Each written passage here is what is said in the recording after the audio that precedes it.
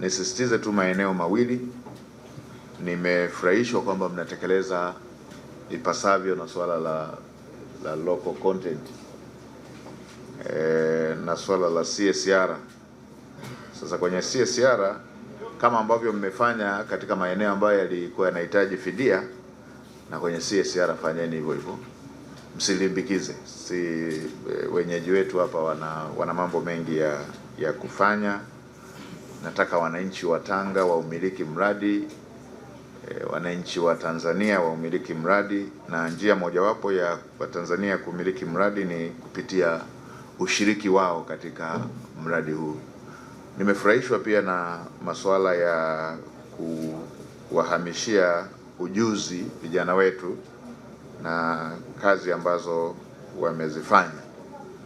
Sasa Mheshimiwa Mkuu wa Mkoa, Mheshimiwa mwenyeji wetu, mtendaji mkuu, pamoja na wizara, Mheshimiwa Katibu Mkuu na Mheshimiwa Naibu Waziri, kwa kweli kwa wale ambao wako na hizo taaluma na wako na huo ujuzi, angalieni uwezekano isiwe tu part time. Huu mradi sio wa dharura wala auishi siku moja. Wale ambao kwa kadri ya ushiriki wao mmeshaona ujuzi wao na uzoefu wao kupitia shughuli walizokuwa wanazifanya, waangaliwe uwezekano wa kupata ajira za kudumu, kwa sababu mradi huu kama ambavyo mkuu wa mkoa umesema vyema kwamba kwingine kote umepita, wakishafukiwa kazi kule itakuwa imeisha, lakini hapa kazi itaendelea. Kwa vijana wetu ambao wameshakuwa tested wanaweza wakafanya hizi kazi, wana ujuzi, wana uzoefu, wana taaluma, waangaliwe kupata ajira za kudumu. Isije baada ya kukamilika ujenzi tukaanza kuona sura zingine za watu kuja kufanya shughuli zile ambazo vijana wetu wangeweza kuzifanya. Kwenye local content, mwasilishaji ameongelea wazawa. Pigeni hatua zaidi, msiongelee tu wazawa, msiongelee tu kampuni za kizawa. Kuna ujanja umekuwa ukifanywa kiweka hii kauli ya kampuni za kizawa. Wapo wasio waaminifu wanacheza na hii terminology kampuni ya kizawa. Anamchukua dereva wake, anaanzisha kampuni,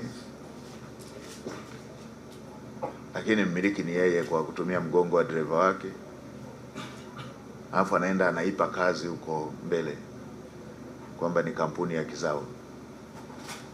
Sasa hii ya kampuni ya kizawa, nataka kuona kampuni za Watanzania,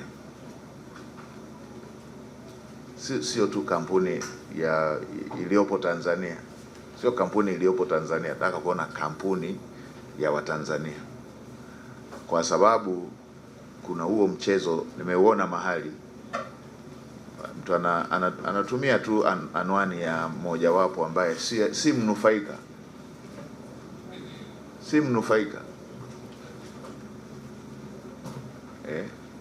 anaweka kampuni